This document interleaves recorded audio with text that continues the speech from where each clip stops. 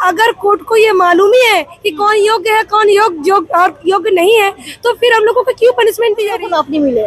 हम लोगों ने मेहनत की इतने सालों से कम हर कोई 3-4 साल 5 साल मेहनत करने के बाद ऊपर से 7 ऐसा क्यों, अन्याय क्या हो रहा है? हम लोग जितने भी बार वेस्ट बंगाल गवर्नमेंट के पास गया है, टाइप हो जाएंगे तो उनका क्या होगा? तो एग्जाम कोई सोल्यूशन नहीं है। हम लोगों का तो एक ही मांग होगा कि सर्वोच्च न्यायालय में हम लोगों का जो पिटीशन अभी दाखिल हुआ है उसको ध्यान पूर्वक विवेचना दिमाग एग्जामिनेशन अगर देना है तो वो आधिकारिक दे, वो दफ्तर दे, वो सरकार दे जो अपनी अयोग्यता का प्रमाण दे रहे हैं। और हम लोग तो अयोग्य नहीं है। लेकिन राय वर्डिक्ट जो दे दिया, क्या चाकरी हटा दिया। हम लोग इतना भी 7 साल हो गया हमारे मेधा से जो काम कर रहे हैं। फिर नमस्कार, मैं पूनम और आप देख रहे हैं विस्तार भारत। इस वक्त मेरी मौजूदगी रामलीला मैदान में है। यहाँ पर बंगाल से आए तमाम शिक्षक हैं। इनकी मांग है कि सरकार जिस तरीके से इनके साथ नाइंसाफी कर रही है, इनको नौकरी से निकाल दिया गया है, तो सीधा इनसे जानने की कोशिश करेंगे कि 3 दिवसीय इस धरना को लेकर सरकार से क्या कुछ कहना चाहेंगी। मैम, सबसे पहले आपका क्या नाम है और 3 दिवसीय जो आपका धरना है सरकार से क्या कुछ कहना चाहेंगे? मेरा नाम है रूपा कर्मकार, मैं पश्चिम बंगाल से आई हुई हूँ। तो ये जो 3 दिवसीय धरना है, इसका वजह ये है कि वेस्ट बंगाल सरकार पैसे लेकर नौकरियां बेची थी। तो ये जो है ये केस पहले West Bengal supreme court high court में फाइल हुआ था, और वो हाई कोर्ट में जो सिस्टमेटिक फ्रॉड है, मतलब जो सरकार की प्रातिष्ठानिक दुर्नीति है, इसके वजह से पूरा पैनल कैंसिल कर दिया गया था। तो इस जो राय था इसके अगेंस्ट जाके हम लोग, क्योंकि ये हमारे तरफ पूरा अन्याय हुआ था, हम लोग इसके साथ किसी भी वजह से संयुक्त नहीं थे, तो इस राय को लेकर हम लोग सुप्रीम कोर्ट में आए। हम अपना न्याय पूरी तरह से पा सके, सुप्रीम कोर्ट हमको जस्टिस दे, इसी उम्मीद से। लेकिन ये जो राज्य सरकार है, इनको बार बार कोर्ट में, हाई कोर्ट हो या सुप्रीम कोर्ट हो, इन्होंने बार बार उन्होंने बोला गया था वहाँ से कि योग्य और अयोग्य का लिस्ट अलग तरीके से वहाँ पर पेश किया जाए, लेकिन उन्होंने कभी आज तक वहाँ पर कोऑपरेट नहीं किया। लास्ट डे तक कोऑपरेट नहीं की सरकार। इस वजह से, इनकी कोऑपरेशन ना करने की वजह से अयोग्य जो टीचर थे, और यह योग्यता का प्रमाण कहाँ से आया? जो सर्वोच्च तदंतकारी संस्था है, मतलब सीबीआई, उनकी इन्वेस्टिगेशन से मालूम चला। उसके साथ कोर्ट, हाई कोर्ट ने और सुप्रीम कोर्ट में जो एक कमेटी बना दिया था वो इन्वेस्टिगेशन के लिए, बाग कमेटी, उनकी लिस्ट में भी उनकी इन्वेस्टिगेशन के द्वारा उनका नाम आया, लेकिन हमारे नाम कहीं पर भी नहीं है। मतलब हम लोग स्वच्छ तरीके से अपना इस नौकरी को प्राप्त किए हैं। तो ये जो मुद्दा है, इससे हम लोगों को मालूम चला कि वो असत्य है, सबको मालूम है, और हम लोग स्वच्छ हैं। सुप्रीम कोर्ट में राय में भी कहा गया जो लोग अयोग्य हैं उनको 12% की सूद के समेत उनको वहाँ नौकरी का जो वेतन मिला था, जो पैसा मिला था, उनको वापस करना है, और उनको टर्मिनेशन भी मिलेगा। और जो योग्य शिक्षक है उनको फिर से एग्जामिनेशन देना पड़ेगा। तो अगर कोर्ट को ये मालूम ही है कि कौन योग्य है कौन योग्य नहीं है, तो फिर हम लोगों को क्यों पनिशमेंट दी जा रही है? कोर्ट क्या किसी दबाव में ऐसे फैसले सुना रहा है क्या? देखिए, हम तो कोर्ट में न्याय के लिए आते हैं। हम लोग उम्मीद यही करेंगे कि कोर्ट किसी के दबाव में ना आके सही तरीके से, निरपेक्ष रूप से हम लोगों को न्याय प्रदान करे। पर यहाँ पर कोर्ट कैसे हमारी तरफ न्याय किया? सबको दिखा हम लोगों की गलती क्या था। गलती था जो सरकार है उन्होंने दुर्नीति किया। हम लोग क्या किए? उनको दुर्नीति की वजह से हम लोगों को क्यों एग्जामिनेशन देना पड़ेगा? एग्जामिनेशन अगर देना है तो वो आधिकारिक दे, वो दफ्तर दे, वो सरकार दे जो अपनी अयोग्यता का प्रमाण दे रहे हैं। और हम लोग तो अयोग्य नहीं है, तो कोर्ट भी हमारे साथ इंजस्टिस किया। हम चाहते हैं कि कोर्ट हमें, अभी रिव्यू पिटीशन हम लोग फाइल किए हुए हैं, तो उनके कोई रिव्यू पिटीशन के द्वारा हमें हमारा न्याय जो है वो प्राप्त करवाए। आप क्या कुछ कहना चाहेंगे मैम? देखिए, शिकायत तो हम लोगों को भी न्याय व्यवस्था से ही है, क्योंकि हम लोगों को न्याय नहीं मिला। न्याय व्यवस्था तो ये कहती है ना कि हम तो हमेशा सही फैसले सुनाते हैं, तो आपके फैसले में गलती कैसे हो रही है? हम लोगों के फैसले में गलती कहाँ से? यही हम लोग पूछ भी रहे हैं उनसे, क्योंकि सीबीआई ने उनकी रिपोर्ट में तय कर दिया है कि किन्होंने दुर्नीति किया है, करप्टेड कौन है और नॉन करप्टेड कौन है। हम लोग सारे जो यहाँ पे है अनटेंटेड है, तो फिर भी हम लोगों की अगर नौकरी छीन ली गई तो हम लोग ऐसे अन्याय ही हुआ है। और अगर हम लोग ऐसा न्याय व्यवस्था ही अगर अन्याय करेंगे तो हम लोग जाएंगे कहाँ न्याय मांगने? तो इसीलिए हम लोग कहने आए कि इस बार हम लोग जो रिव्यू पिटीशन फाइल कर रहे हैं तो हम लोग से न्याय किया जाए, क्योंकि हम लोग ने किसी भी तरह से किसी को भी कोई भी ना पैसे दिए हैं ना किसी की सिफारिश की। हम लोगों ने सिस्टम में जो नियम है वो सारे फॉलो करके, सारे स्टेप क्लियर करके उसके बाद हम लोग को नौकरी मिले।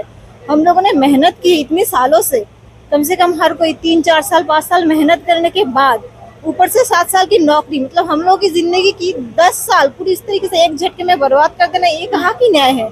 और अगर हम लोग के खिलाफ कोई उन लोगों के पास सबूत भी होता कि हम लोगों ने कुछ भी किया है किसी भी रिपोर्ट में, चाहे वो सीबीआई हो या फिर चाहे वो पाक कमेटी की रिपोर्ट हो, हम लोग नहीं है टेंटेड, फिर भी हम लोगों को अगर नौकरी से निकाल दिया जा रहा है तो हम लोग को पनिशमेंट मिल रहा है। और जिन्होंने किया है ये काम, उनको सिर्फ पैसे मांग 12% इंटरेस्ट के साथ उनके से पैसे मांगा गया है, तो वो लोग है करप्टेड, उनको निकालिए। हमें इस बात से कोई शिकायत नहीं है, लेकिन हम लोगों ने नहीं किया तो हम लोगों को क्यों निकाल रहा है, ये हम लोग की शिकायत है न्याय व्यवस्था से। प्लीज आप लोग समाज में न्याय और अन्याय को डिफरेंस कीजिए, उसके बाद जो जिन्होंने अन्याय नहीं किया उनके साथ जस्टिस कीजिए, ये हम लोग की। आप क्या कहना चाहेंगे सर, जिस तरीके से आपने लिखा है चोर दूध चावल में हम फुटपाथ पर क्यों हैं, मुझे जवाब चाहिए, मुझे जवाब दो, क्या कहना चाहेंगे सर? कहना चाहते हमारा जो नौकरी चले गया, कसूर क्या है अभी भी पता नहीं। ममता बनर्जी के पास हमको पता नहीं जो कसूर क्या है, कोर्ट में जो है जो वर्डिक्ट दिया था वो भी पता नहीं हमारा कसूर क्या है। कोई कसूर नहीं, लेकिन राय वर्डिक्ट जो दे दिया क्या चाकरी हटा दिया। हम लोग इतना भी 7 साल हो गया हमारे मेधा से जो काम कर रहे हैं, फिर भी हमारा कसूर कुछ नहीं है, हम लोगों को कुछ पता नहीं। नौकरी जाने से दबाव आता है परिवार की तरफ से कि आप कमा नहीं रहे हैं, ऐसा कुछ? परिवार तो हम तो जल रहे हैं, हमको खाना पीना कुछ नहीं, बाल बच्चा जो है मेरा पापा मम्मी जो है, हम खाना कहाँ मिलेंगे, हम तो इधर उधर लेकर भीख मांग रहे हैं। हमारा जो रिलेटिव है उसका इसका पास मांग रहा है, कितना भी मैं मांगू। अगर मेरा खुद जो गवर्नमेंट का सर्विस था एग्जाम दे के बाद, उसके बाद वो चाकरी के हमको हटा दिया, लेकिन ये पता नहीं हमारा कसूर क्या है। मैंने जो एग्जाम दिया था सरकार से जवाब मांग रहे हैं। हाँ, जवाब तो मांग रहे, ममता बनर्जी से मांग रहे हैं, हम लोग कोर्ट से मांग रहे, हमारा कसूर क्या है।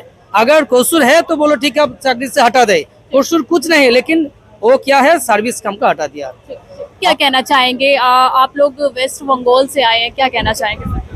देखिए, हम लोग 2016 SLST का अनटेंटेड टीचर से CBI एंड फ्रॉम बाक कमेटी रिपोर्ट, कभी भी हमारे खिलाफ कोई भी इलीगलिटीज और कोई भी डिस्क्रिपेंसीज या कोई भी हम लोग ने जो घूस दिया है इसका हमारे खिलाफ कोई प्रूफ नहीं अभी तक मिला है। फिर भी ये क्या हो रहा है, वेस्ट बंगाल गवर्नमेंट को जिन टेंटेड टीचर्स ने और टेंटेड जो शिक्षा कर्मी है वो लोग क्या किया है, 15-20 लाख रुपए देकर वो खुद का जॉब सिक्योर कर लिया है। लेकिन हम लोग क्या किया है, सिर्फ 240 रुपए देकर हमारा फॉर्म फिलअप का जो फीस दिया था, इसलिए वेस्ट बंगाल गवर्नमेंट को वो tainted teachers and non-teaching staff are blackmailing that they will tell their names to the media and to the society. So what happens now? The question comes: the government have to protect them, and हम लोगों को scapegoat कर रहा है। हम लोगों ने जो अनटेंटेड टीचर से 15,403 जो अनटेंटेड टीचर से वो हम लोग अभी भी स्कूल जा रहा है। हम लोग को 31 दिसंबर 2025 तक हम लोग का नौकरी है। किस लिए? क्योंकि जो academic session West Bengal government में अभी चल रहा है वो है जनवरी टू दिसंबर। तो जनवरी टू दिसंबर तक एकेडमिक सेशन ख़त्म हो जाएगा, इसलिए ओनली स्टूडेंट के लिए हम लोग का 31 दिसंबर 2025 तक हमारा जॉब है। लेकिन उसके बाद क्या होगा, हम लोगों के खिलाफ तो कोई तो प्रूफ भी नहीं है, तो ऐसा क्यों, अन्याय क्या हो रहा है।